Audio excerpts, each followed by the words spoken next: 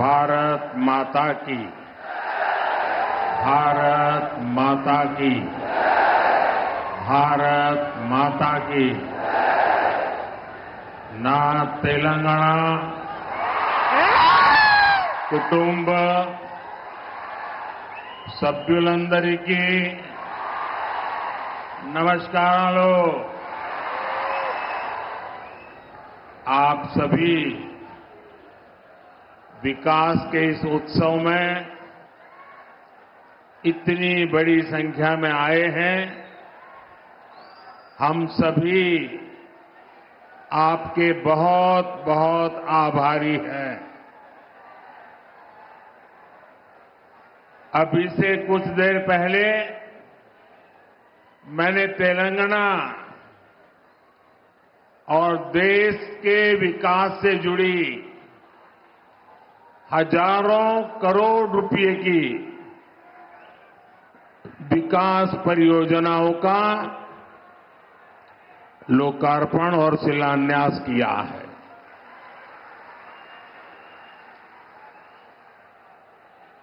कुछ लोग आदत से मजबूर होते हैं, मेहनत करने की कुछ आदत भी कम होती है और इसलिए बड़ी सरल भाषा में कह देते हैं कि ये तो चुनावी सभा है। मेरे भाइयों बहनों और मेरे कुछ साथी जो भांति भांति का एनालिसिस करते हैं, जरा समझो ये चुनावी सभा नहीं है। चुनाव की तो अभी घोषणा भी नहीं हुई है। आज देश में विकास का जो उत्सव चल रहा है, उसमें मैं अपने तेलंगाना के भाइयों और बहनों के बीच ये विकास का उत्सव मनाने आया हूं। मेरी बात से आप सहमत हैं ना? सहमत हैं ना? इतनी बड़ी संख्या में माताएं बहनें आई हैं, आप सहमत हैं ना? मैं हिंदी बोलूंगा तो चलेगा ना? क्योंकि मैं तेलुगु में भाषण नहीं कर सकता हूं।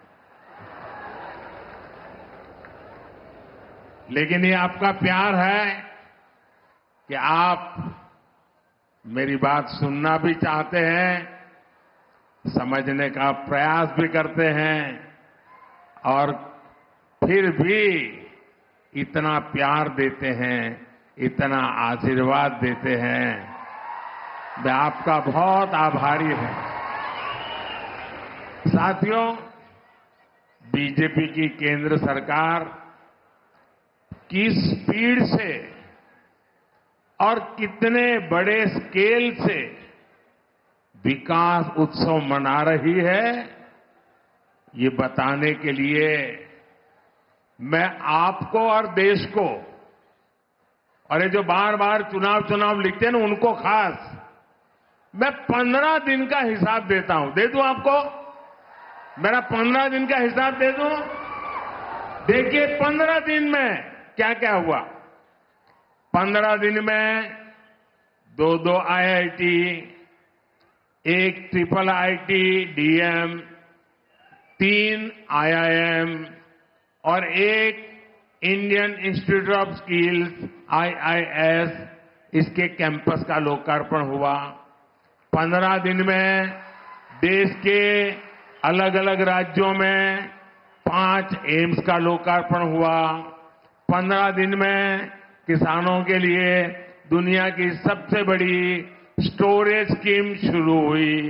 15 दिन में 18,000 कोऑपरेटिव्स के कंप्यूटराइजेशन के काम पर पूरा होने का लोकार्पण हुआ। 15 दिन में सिंदरी में देश के बड़े खाद कारखाने का लोकार्पण हुआ। 15 दिन में भारत के सबसे लंबे केबल आधारित ब्रिज का लोकार्पण हुआ है। 15 दिन में रेलवे से जुड़ी 2000 से अधिक परियोजनाओं का शिलान्यास और लोकार्पण हुआ। 15 दिन में ही ऑयल और गैस सेक्टर से जुड़े 1.5 लाख करोड़ रुपए से ज्यादा के प्रोजेक्ट देश को मिले हैं। 15 दिन में ही केजी बेसिन में फर्स्ट ऑयल का लोकार्पण हुआ है। वहां से निकले कच्चे तेल के पहले टैंकर को हरी झंडी दिखाई है। 15 दिन में ग्लोबल टेक्सटाइल इवेंट का उद्घाटन हुआ है। 15 दिन के ये काम आत्मनिर्भर भारत से विकसित भारत के निर्माण को और सशक्त कर रहे हैं। अब बताइए, ये विकास का उत्सव है कि नहीं है? ये लोगों के कल्याण का उत्सव है कि नहीं है? ये लोगों की भलाई का उत्सव है कि नहीं है? अरे चुनाव तो जब आएगा तब देखा जाएगा। मुझे तो देश को आगे बढ़ाना है। मैं सही बोल रहा हूं ना?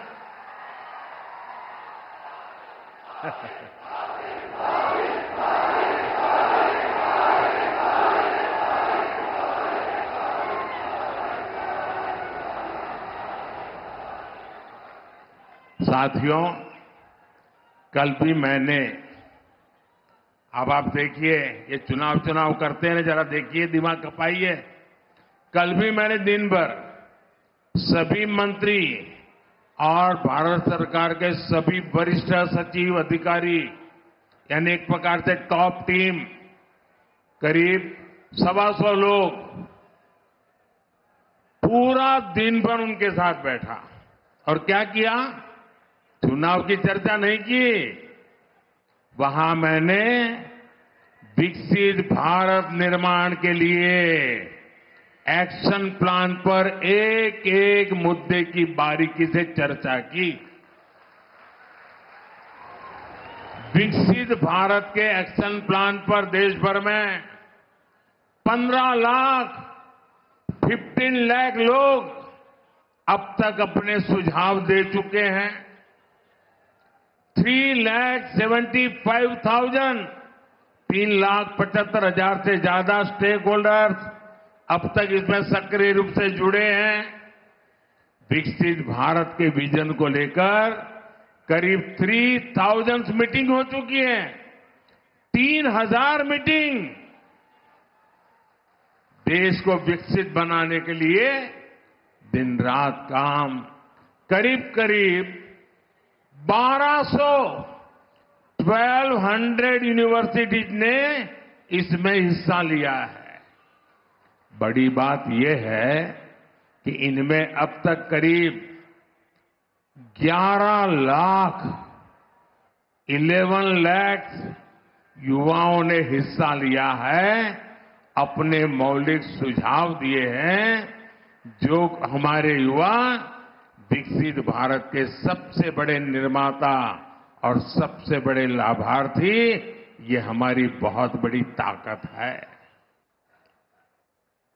राष्ट्र के विकास के लिए भाजपा का यही कमिटमेंट है, जिसके कारण तेलंगाना के भी लोग पूरे जोश से कह रहे हैं। तेलंगाना के गांव से आवाज आ रही है।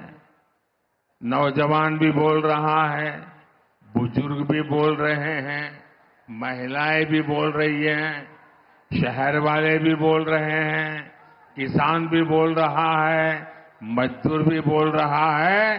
अब की बार 400 पार। अब की बार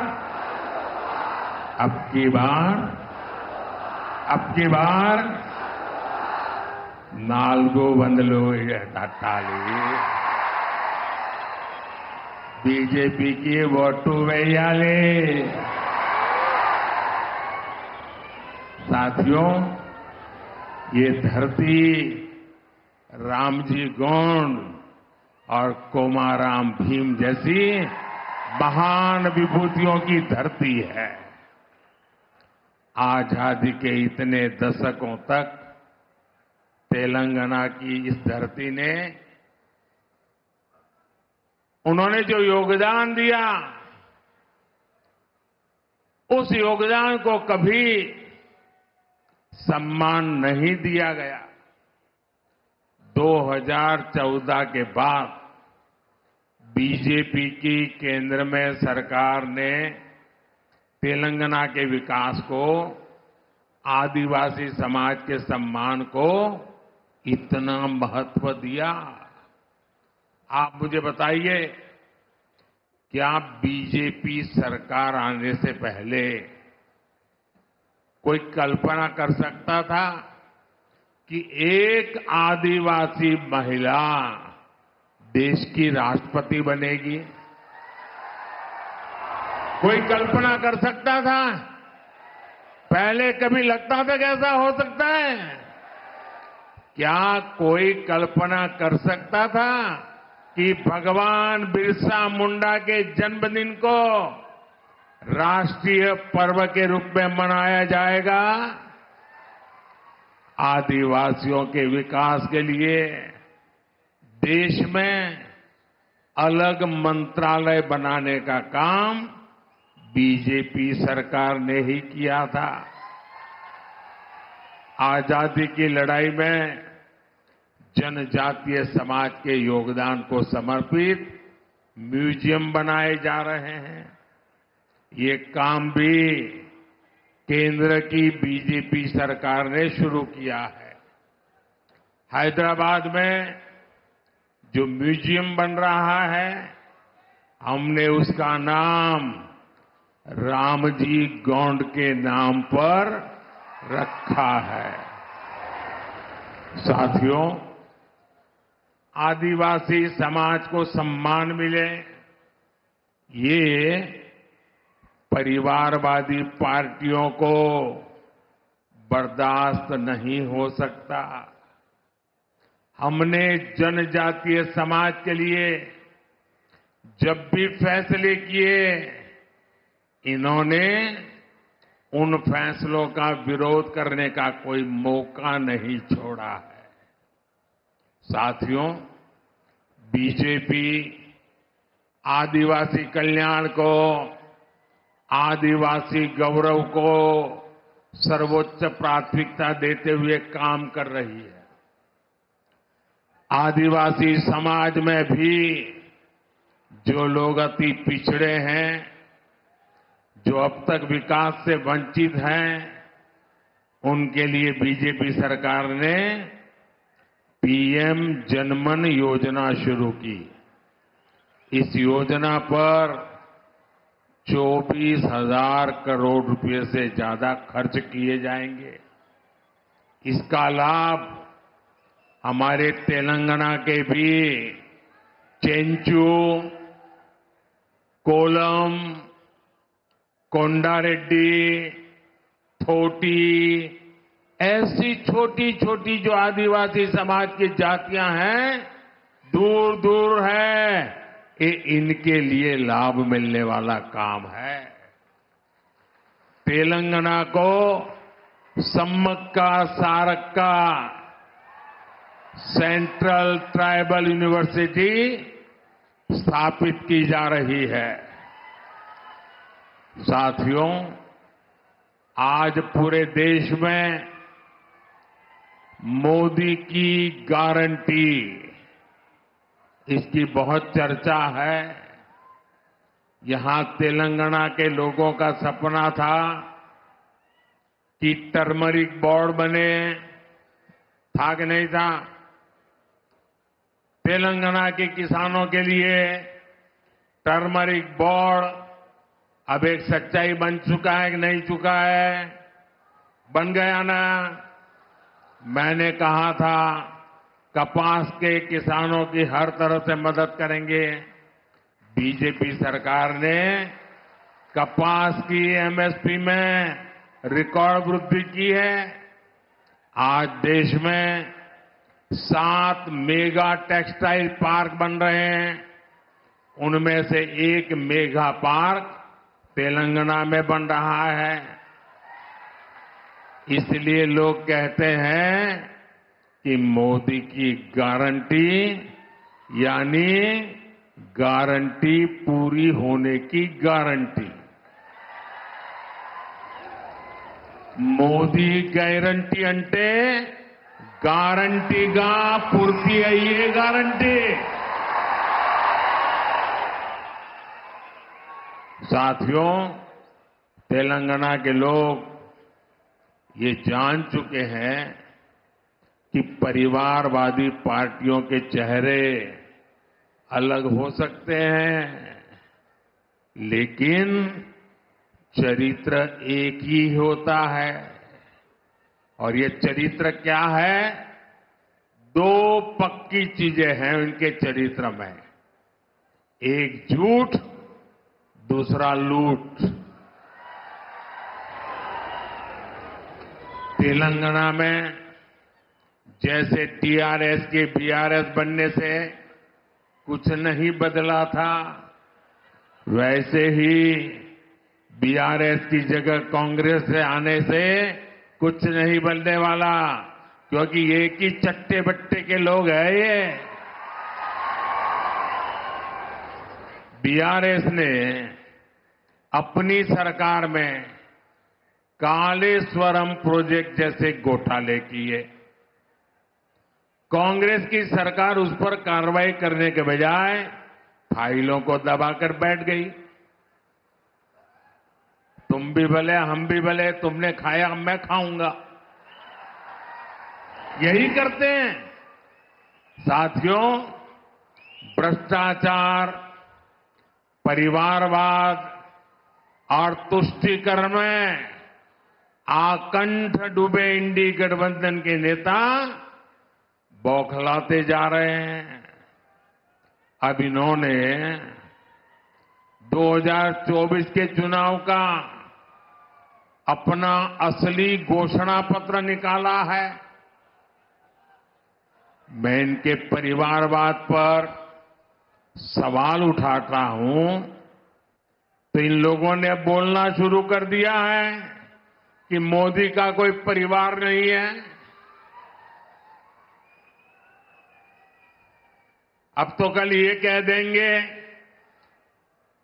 कि तुम कभी जेल में, तुझे सजा नहीं हुई इसलिए तुम राजनीति में नहीं आ सकते, ये भी कह देंगे। तेलंगाना के मेरे भाइयों बहनों, मेरा जीवन खुली किताब जैसा है।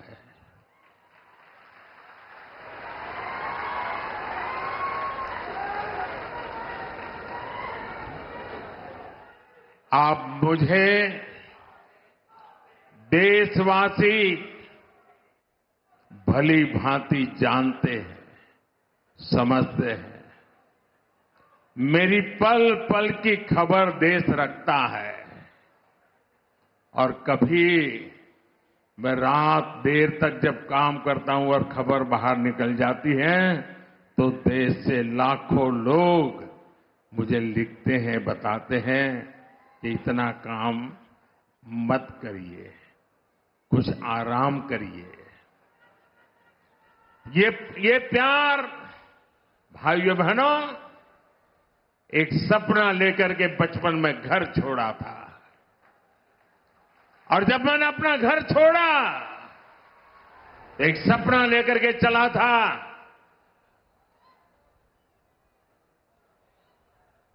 कि मैं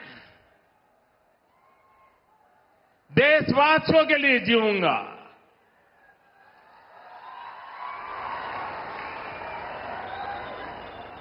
मेरा पल पल सिर्फ और सिर्फ आपके लिए होंगे। मेरा कोई निजी सपना नहीं होगा, आपके सपने, यही मेरा संकल्प होगा।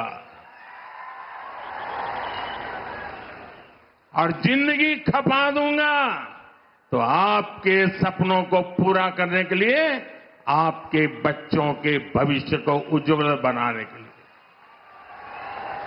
और इसलिए देश के कोटि कोटि लोग मुझे अपना मानते हैं, अपने परिवार के सदस्य की तरह मुझे प्यार करते हैं। और इसलिए मैं कहता हूं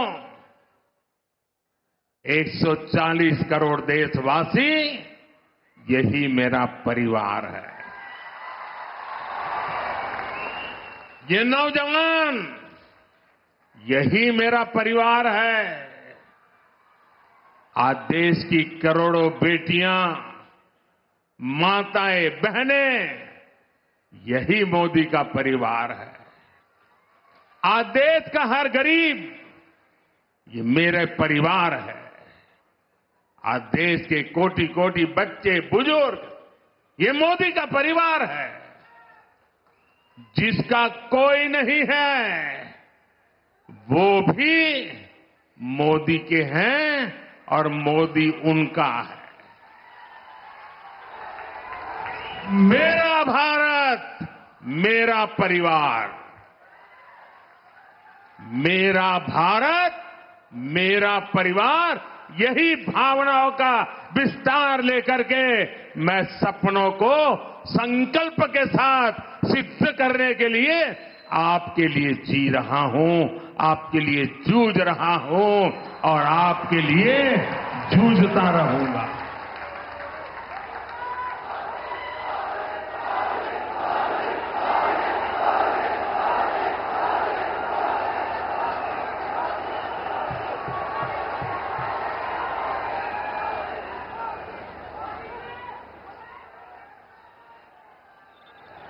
इसलिए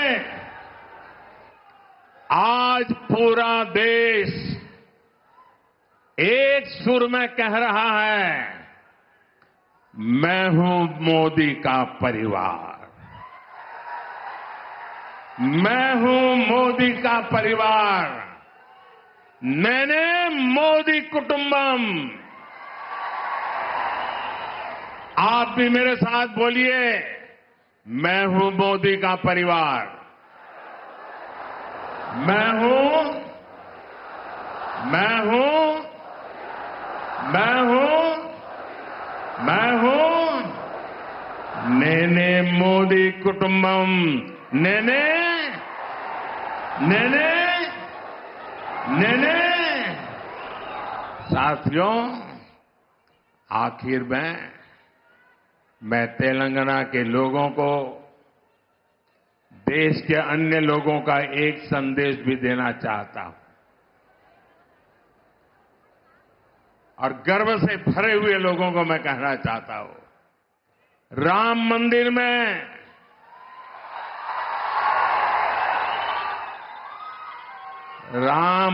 में सोने के दरवाजे हो या फिर मंदिर के स्तंभ, उनके निर्माण में तेलंगाना की भूमिका रही है और इसके लिए पूरा देश तेलंगाना के लोगों का आभार व्यक्त करता है। रामलला का आशीर्वाद पूरे तेलंगाना के लोगों पर है।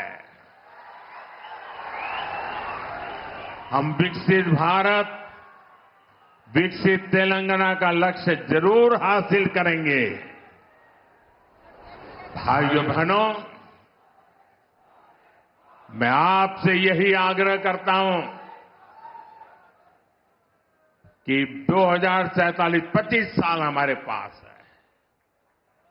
इतनी मेहनत करनी है, इतनी मेहनत करनी है, देश को दुनिया के समृद्ध देशों की बराबरी में ला करके खड़ा रखना।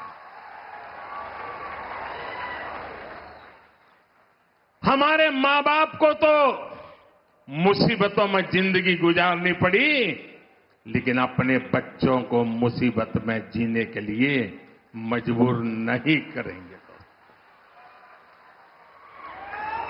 और इसलिए तेलंगाना, मुझे आपका आशीर्वाद चाहिए, मुझे आपका अपार प्रेम चाहिए। मैं आपका प्यार का भूखा हूं और एक सेवक के नाते आपको समर्पित हूं। मेरे साथ बोलिए, भारत माता की, दोनों मुट्ठी बंद करके पूरी ताकत से बोलिए, भारत माता की, भारत माता की, भारत माता की, भारत माता की। बहुत बहुत धन्यवाद।